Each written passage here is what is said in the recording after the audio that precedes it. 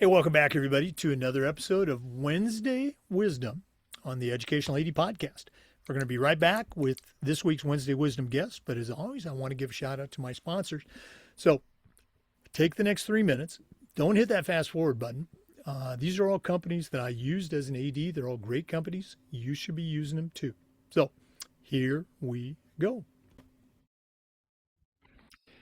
We want to say thanks to our good friends at Sideline Interactive Indoor Score Tables and Video Boards.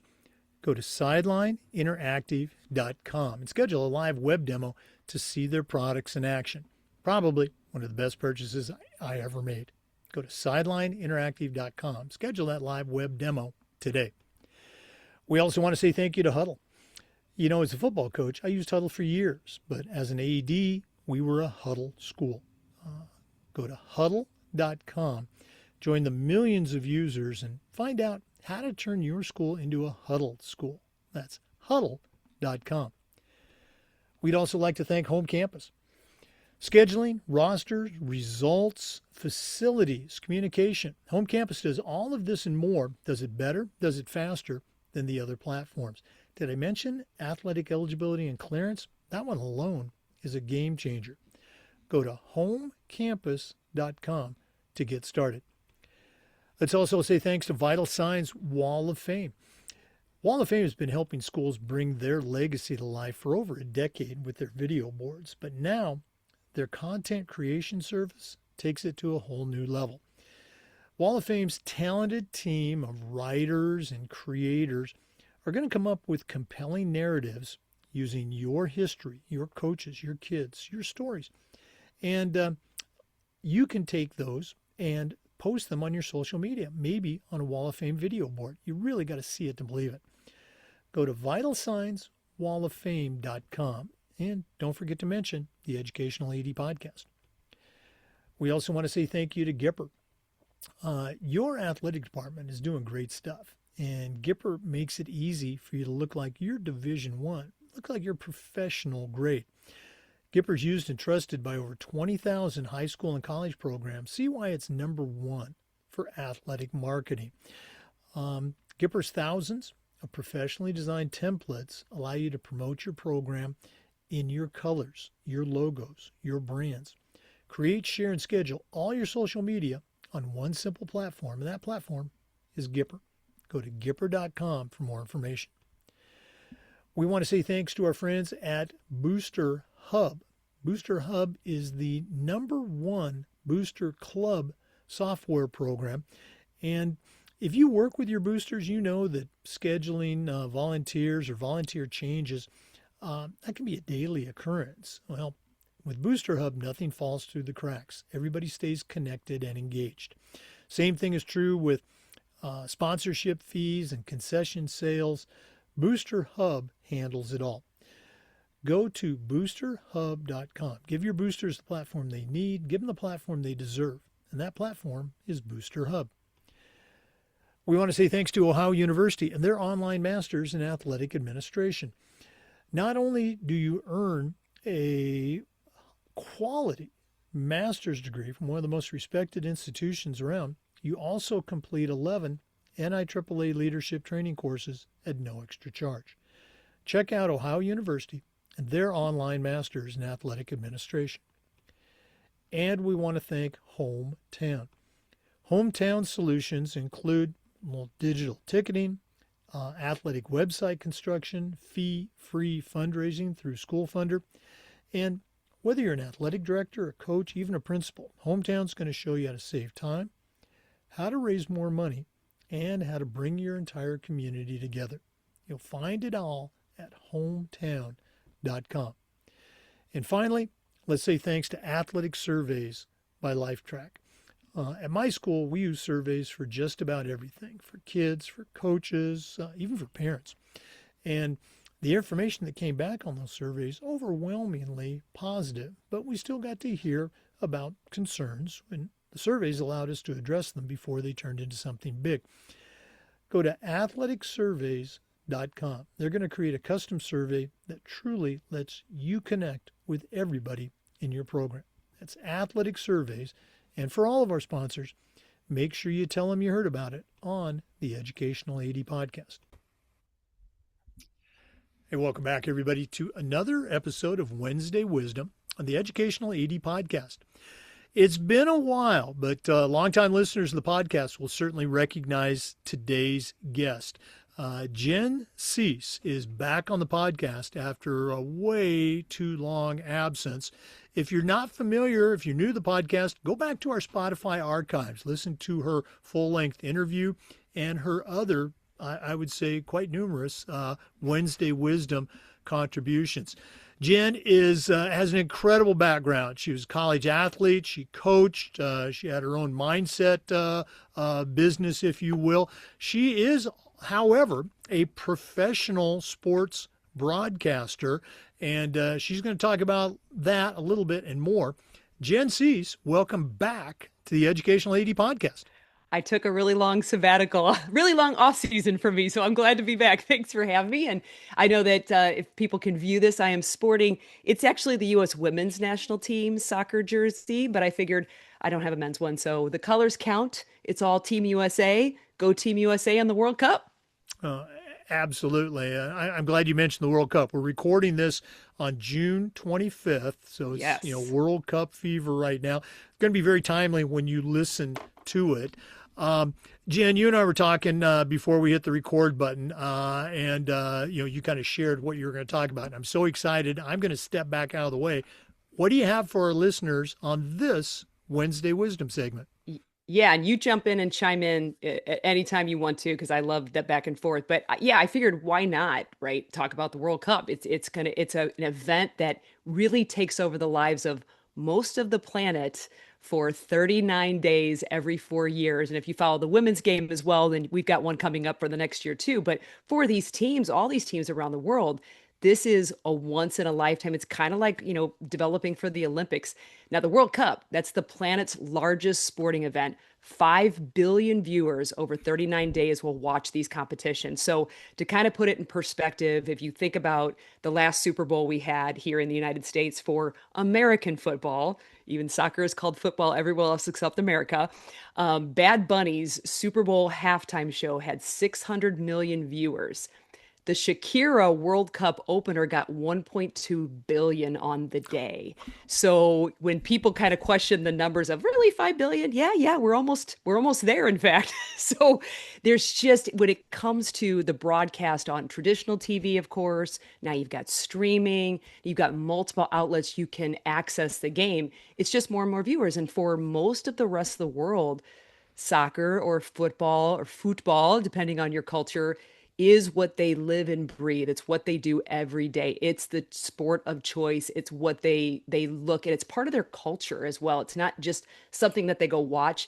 It infiltrates their culture as well. So I really am glad that America is one of the three host nations, along with Mexico and Canada, to be able to host this event and really kind of get some soccer, our football fever here, in a true world competition. And no shade to our Super Bowl and no shade to our baseball World Series, but it's really not the world. This is probably, amongst the Olympics, the only other true world competition where 200 countries spend 4 brutal years traveling the globe. They will travel to Spain to do freezing weather. They'll go to high altitudes. They'll go to humidity. By the way, these are also pros who play for their clubs as well. So they are taking time away to go and do these friendlies or qualifiers for 4 years to just get to the dance. And the dance from 200 goes down to 48 countries. And that's expanded. It's bigger than it's ever been before on the men's side of the competition.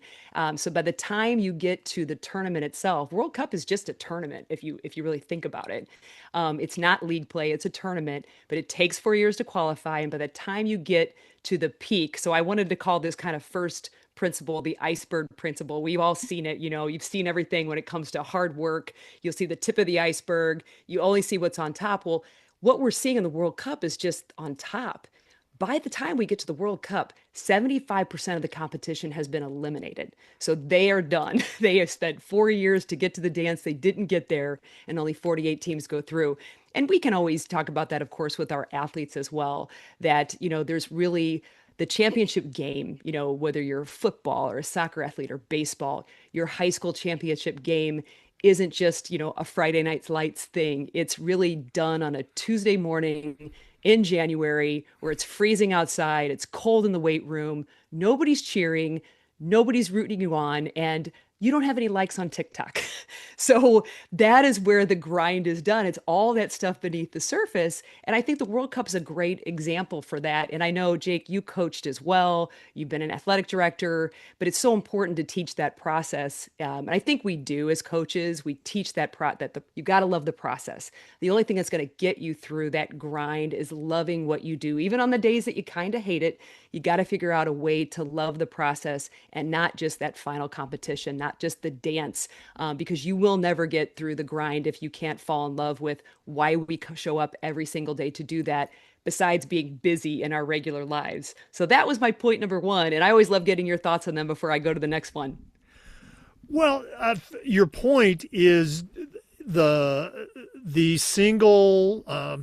I'll be extreme. The single most important thing that sometimes as coaches and ads try to get across to parents, because many Yeah. parents of this generation did not play sports growing up for whatever reason, and they just don't understand that that's how that's how people get better through that grind, that trial and error and failure. And a lot of parents, they don't want their kid to experience the failure that everybody has to go through to get better at anything, not just sports, but that's how we get better.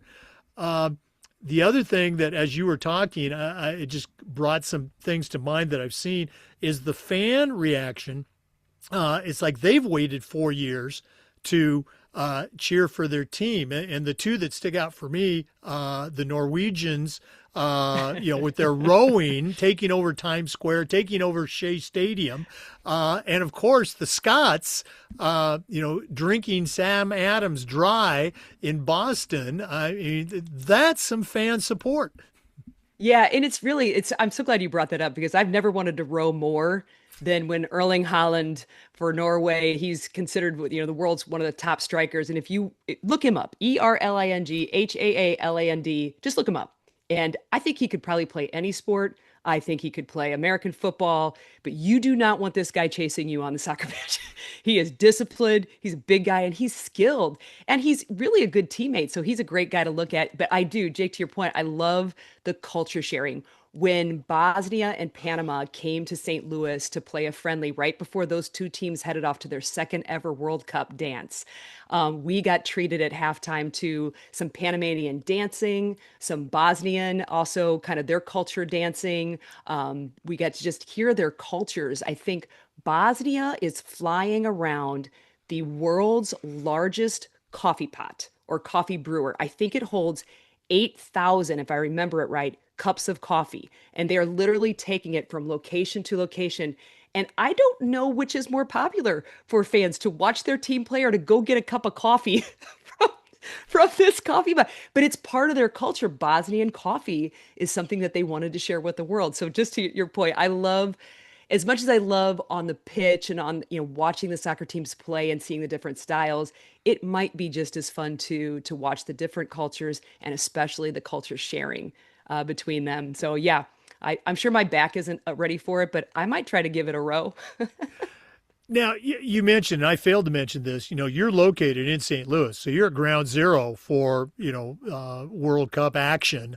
And through your job, you've got a unique perspective and I guess opportunity to do some behind the scenes stuff. Can you share anything so far with our listeners?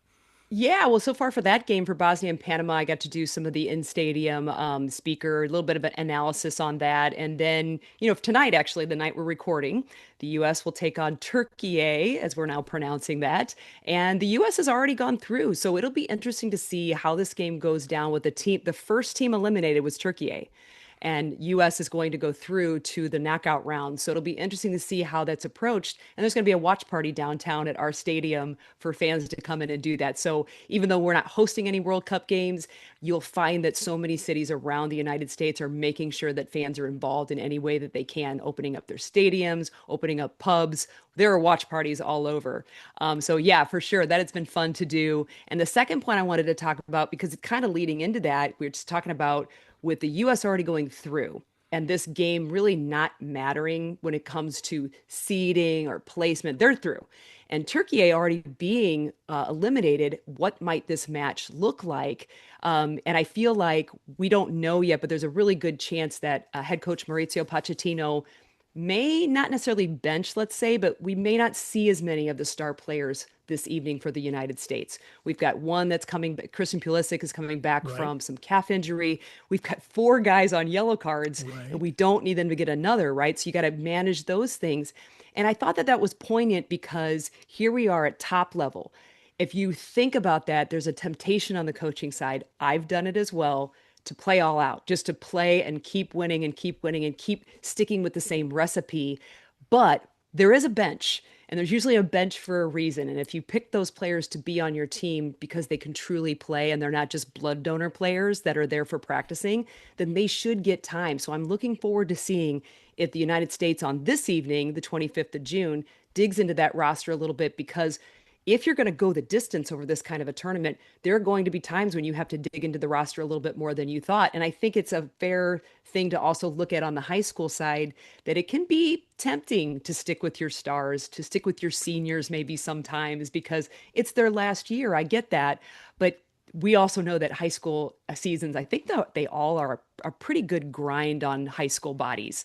They're usually more condensed schedules than you would ever see on a pro level done. When I share sometimes the high school scheduling of my kids in soccer, and I share that with St. Louis City SC traders, they're like, how many games are they playing this week? That's four. And then are they also training? That's too Right. much. So I thought it was kind of interesting to call out too that if the pro levels can do it, the international levels can make sure that you take strategic rest, that we also need to pay attention to that on the high school side as well, that, more isn't always better.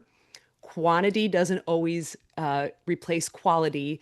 And that, sometimes great leadership requires the courage to look past the scoreboard and actively either protect your players from their own competitive spirit.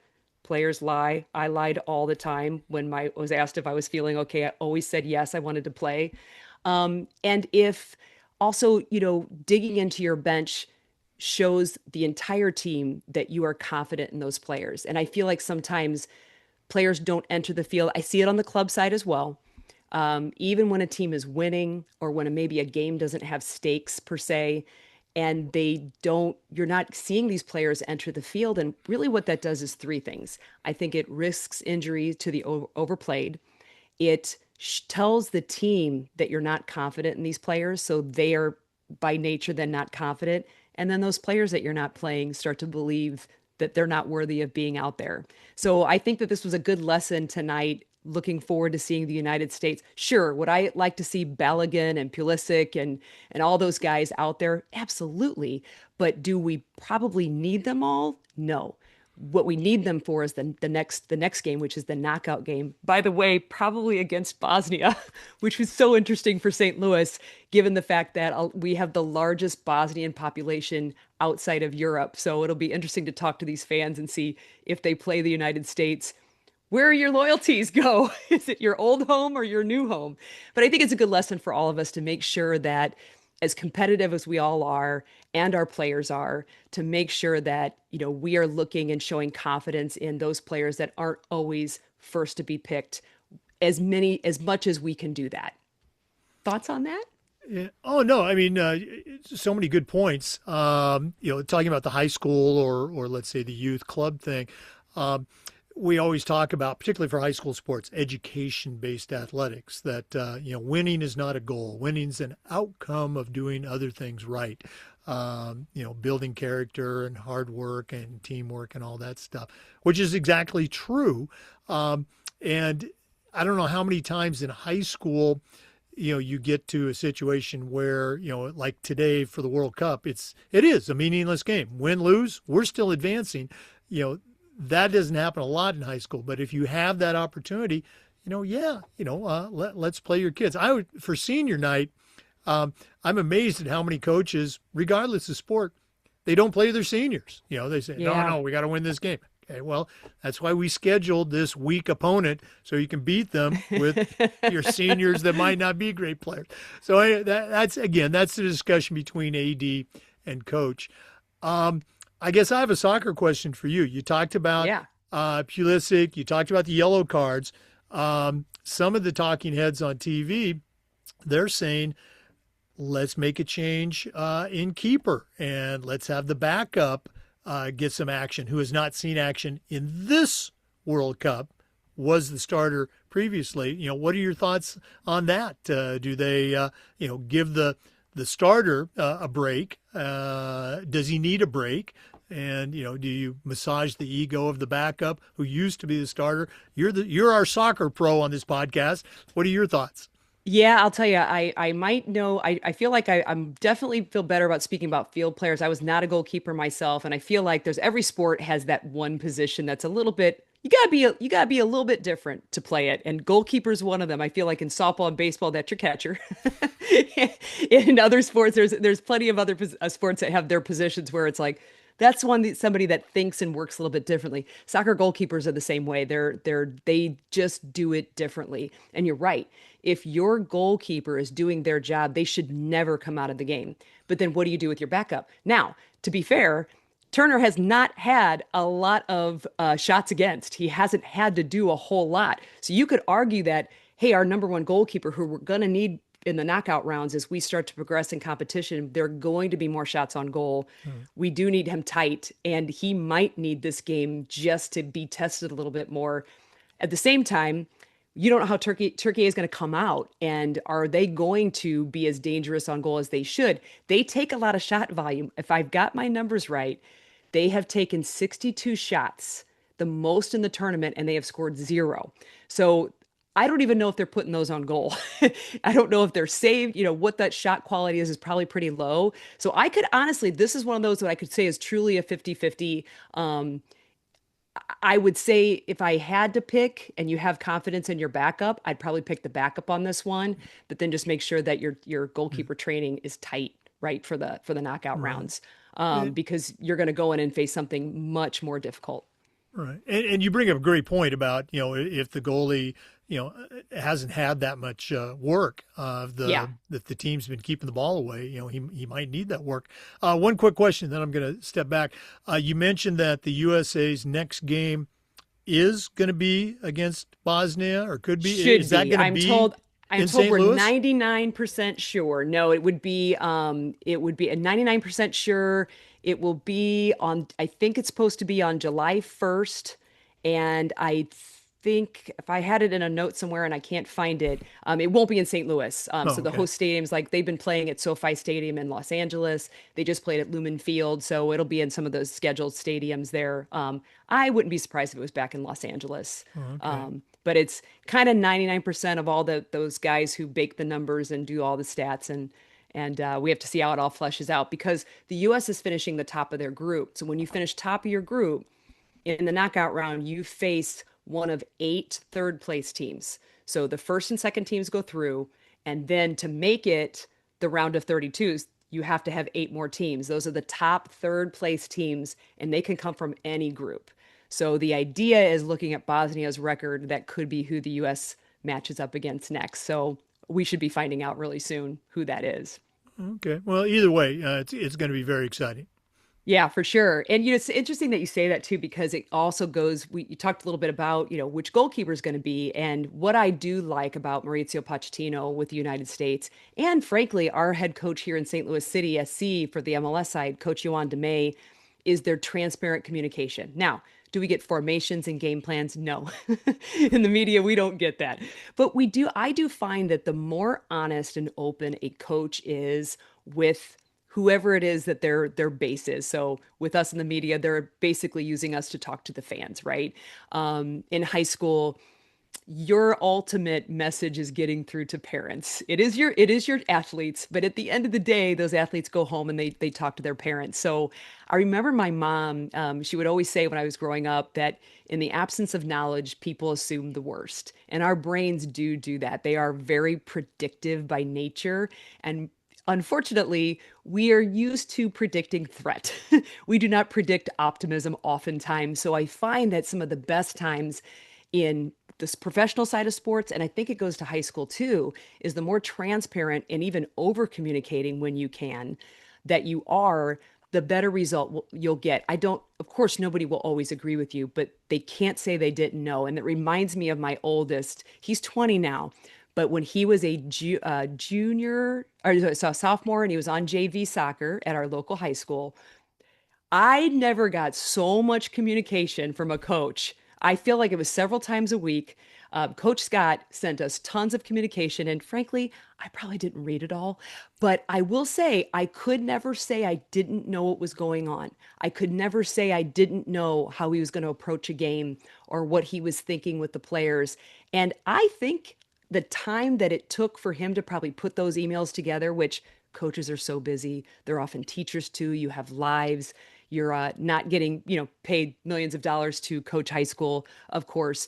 But I think that the time you invest in transparent and really honest and direct communication with your players, and then with your parents too. And P.S., do not rely on your teenagers to give solid messaging to parents. Even my most communicative child does not always get the messaging right. She's 10. And I'm like, that is exactly not what your coach said because he emailed us. This is what he's doing. So I just thought this was a good lesson from, the coaches that seem to have the minds and the hearts and the souls of their players. And then us as fans are the ones who tend to be as transparent and honest with their communication, as you can be without giving away your game plan. And I felt like that was probably a good thing to link to club sports, youth sports, high school sports, as transparent and honest and open as you can be. I think it saves you headaches in the long run. You're absolutely right. And I think athletic directors and coaches have figured this out better. I'm going to say in the last 5 to 10 years is that, parents want information. Kids are not going to provide that information. Nope. And so the wise AD, the wise coach is going to be, pick your word, proactive, intentional, Yeah. efficient about getting that communication. Practice on Monday, bring your, blue uniform. We traveling on Tuesday, the bus leaves at XYZ, and giving parents that information because, if the parents are informed, they might not always be happy, but they're not going to be, calling or texting you or your boss saying, what time's the game? The coach doesn't tell us anything. So, no, Right. very, very good point. And you've had a chance, hopefully, to maybe see that with your own kids over this last 10-year period. Am I right? Have we gotten better as coaches and ads? Yeah, I think overall it has been good. And I have found that my most frustrated moments as a parent and somebody who's oftentimes played the sport has been when there has not been communication. I can think of right now, I'm thinking of a particular club team that a kid was on, and it was like, I just never knew what was going on. And so when my kid's sitting the bench, I don't know if it's because he can't play at that level or he's maybe not been training hard or what the expectations are. And even though I know better because I played, your brain on the sideline just starts cooking and it doesn't cook up good stuff. Did I go and say anything? No, we did not. But I did find myself in that season being more frustrated than anything, just not knowing what was happening. And of course, he was younger at the time, and a 12-year-old is just like, I don't know. I don't know, mom. Even if they were told why they were not playing or what that looked like. So, yeah, for sure. The next point I thought I'd talk about a little bit, we kind of already touched it a little bit, was just I know we get it a lot in high school sports. It's activity versus impact. The World Cup, right? We were talking about it tonight. USA is going to play Turkey. We just talked about 62 shots on goal. They scored 0 goals. Tons of activity, zero impact on being able to win the game. And I think we can apply this in high school as well, that a lot of times, and in club sports as well, we have I was an overscheduled athlete before that was a thing. And I did a lot of quantity, and I don't always know if it was quality. So you can look at your athletes. They might say, I go out every day and I shoot 100 free throws and I'm not getting any better at free throws. Well, if you shoot 100 free throws and you shoot 100 good ones, you should be getting better. So are you taking quality practices? Are you just throwing the ball up there, or are you really practicing? And I think too, at the same side, on the coaching side, when we talk to our high school coaches and even our club coaches, is, are you training 2 hours every day in a grueling training because that is what's needed? Or are you just getting quantity in? And I don't ever want to underestimate the power of recovery and rest.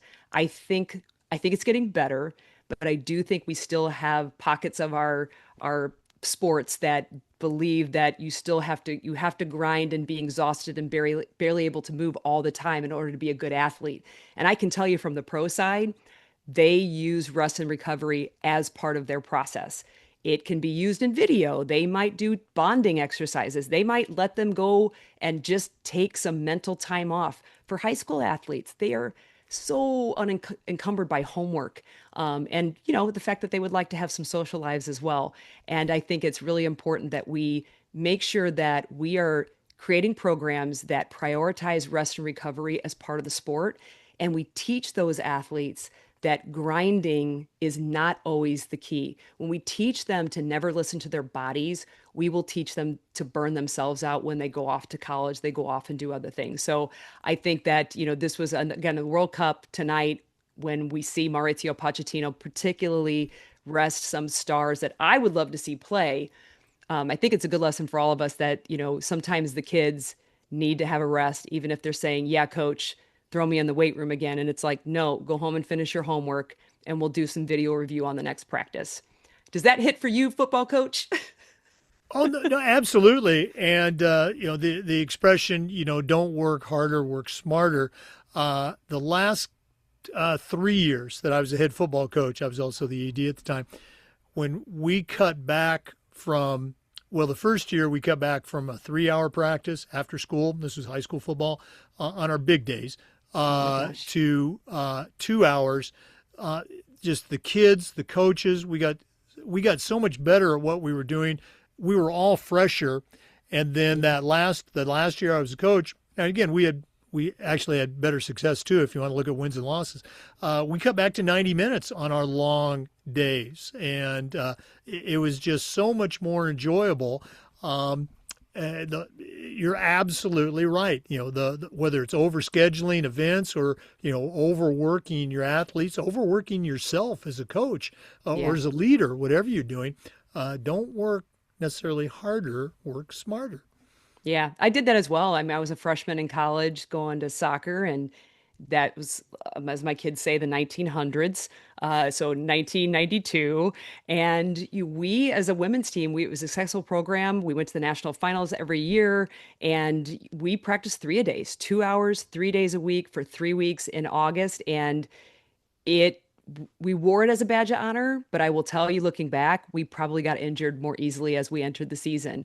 Cutting back to 2-a-days when I was a junior, a new coach came in and said that's too much, and we did much better. So we were able to focus in those couple of 2-a-days during preseason, and then of course down during the part of the season where you're actually going to school. So yeah, I think that's a good one. My last couple, and I know I got to let you go, is I think it's good to a good learning lesson, and if you watch World Cup games, to think about planning to coach through early chaos in games. So we all have a game plan, and I know when I made one, it looked really good on paper, and then we went out and the other team did something I wasn't expecting, or my athletes weren't what I thought they were going to be. Whoever was usually on wasn't, and vice versa. Of course, when we measure pro players, they're not consistent, and we certainly can't get it from teenagers as well. So when you think about, like, a great example is Australia. Australia beat Turkey with a defensive block. They parked the bus down low and they looked for the counter, and they scored two. That was an upset. Well, they tried the same thing on the United States, and it didn't work because the United States did something different. and Australia wasn't able to react to the different kind of style of play, and they fought in the 11th minute. They went down a goal, and the game went downhill from there. So I think it's a good reminder too to plan failure into your practices. We spend so much time on reps on getting that free throw right, that pitch right, that play right, that move or the formations. That I think one of the best things I ever heard was from Sue Enquist, the most winning coach at UCLA softball, saying that she created a station that promoted failure so that she could make it's hard to make D1 athletes not be able to throw on point. So she made a station really, really hard that most of them are going to miss. And then they had to practice failure recovery. What do you do when you don't make an on point throw as an individual? And then what do you do as a team? And I think that those are the most successful teams, the ones that, not that you don't fail, it's that what can the individual do to calm the nervous system? And what as a team we do when things aren't going right? Do we have a failure recovery plan? And it can't be on the day. It has to be practiced like you would a station at every single practice, or as much as possible. And I think it's that is Jake is oncoming in the sports. And I think I look back and thinking like the number of times things didn't go my way. Sometimes I got past them, but it really would have been helpful to know these are the steps I take to get to the next right action. You talk about having a plan. I think I think it was that great philosopher Mike Tyson that said, everybody has a plan until they get punched in the face.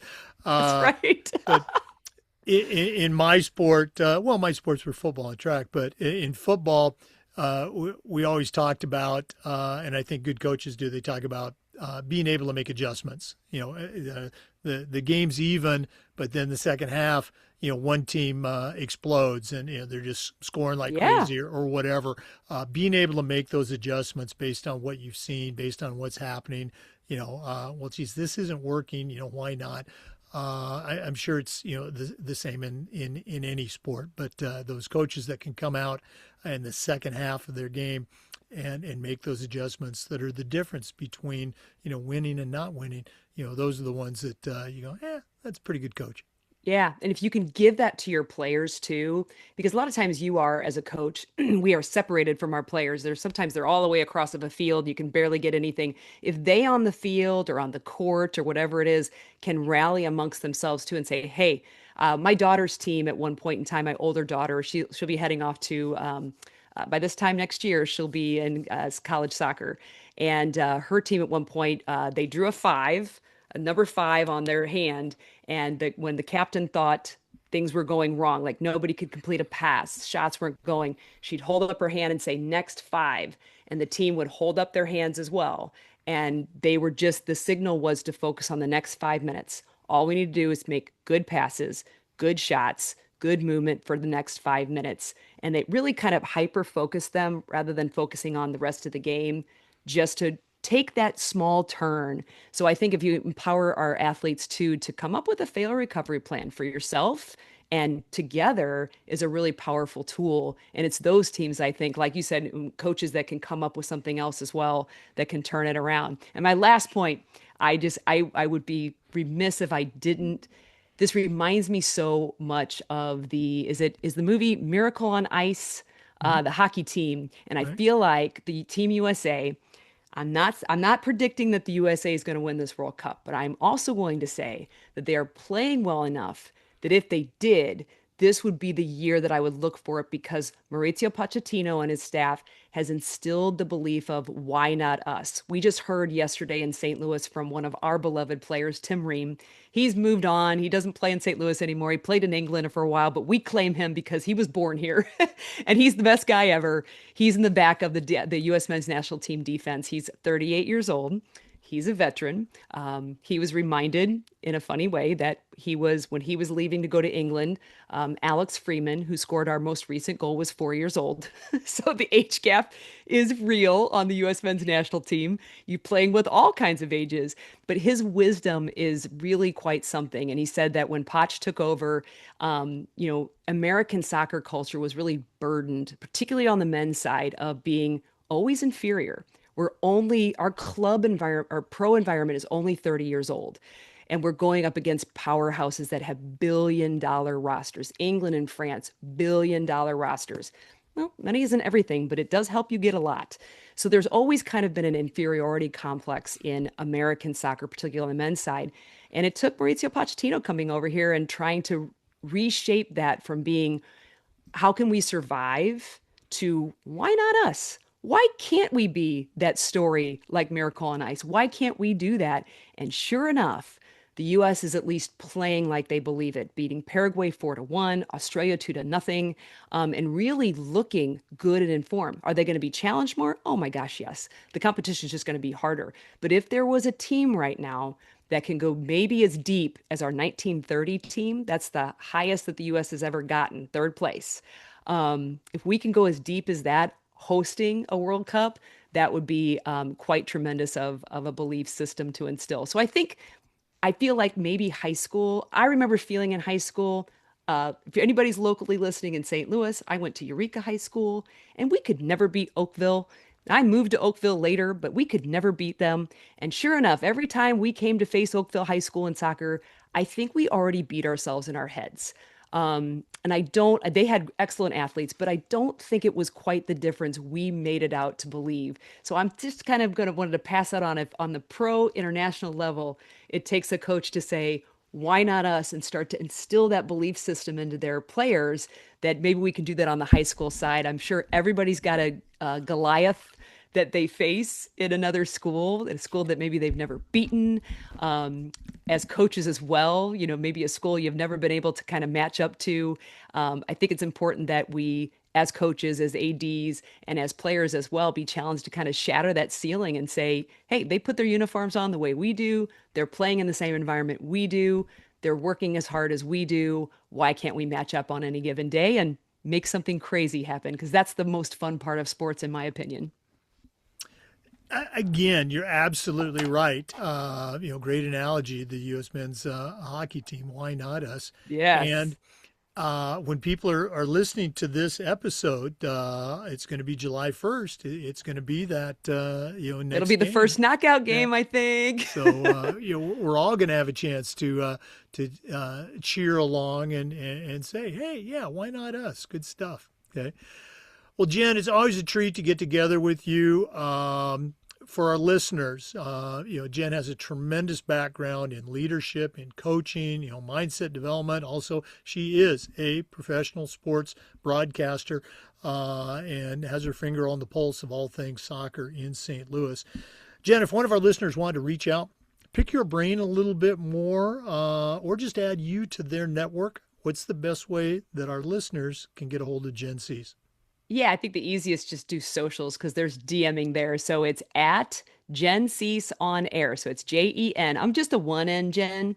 JenSiess on air. And I'm on Twitter X, whatever we call that platform nowadays, Instagram, and Facebook as well. I have not endeavored in the TikTok world. My kids are on it too much as it is.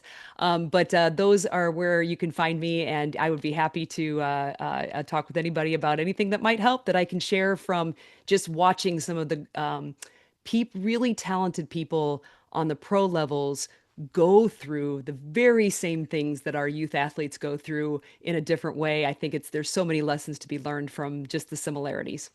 Oh yeah. Well, Jen, I would watch your moves on TikTok. So if you make that move, I let, won't be dancing.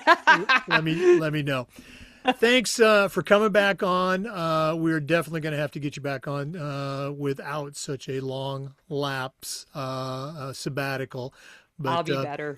all the best with all your endeavors there in St. Louis. And thanks again for coming on. Thanks, Jake. Thanks for having me. For our listeners, we want to say thanks to you. And just a reminder, we upload the Zoom recordings of all of our interviews to the Educational AD Podcast YouTube channel. We do Wednesday Wisdom just about every week and just about every day. We try to share stories and best practices from the world of athletics. So please come back and join us again on the next episode of the Educational AD Podcast. We'll see you next time. Before we go, of course, we want to give one final shout out to our great sponsors. Remember, these are companies that I used as an athletic director. You should be using them too. Let's say thanks to Sideline Interactive, indoor score tables and video boards. Go to sidelineinteractive.com. Hometown for digital ticketing, for fundraising, for a ton of other services. Go to hometown.com. Athletic surveys by LifeTrack. If you're not using a survey to take the pulse of your students, your coaches, your parents, you're really missing out. Check out athleticsurveys.com. Huddle. I used Huddle as a football coach, as an AD. We were a Huddle school. Make sure you use huddle.com. Booster Hub. It's the #1 Booster Club software app. Check out boosterhub.com. Ohio University and their online masters in athletic administration. Check them out. Gipper. Use Gipper to create, schedule, and promote your school social media. You'll find them at gipper.com. Home Campus for scheduling, for rosters, for eligibility and clearance. Check out homecampus.com. And Beacon Creative and Vital Signs Wall of Fame. Go to vitalsignswalloffame.com. Thanks again for listening. We'll see you next time on the Educational AD Podcast.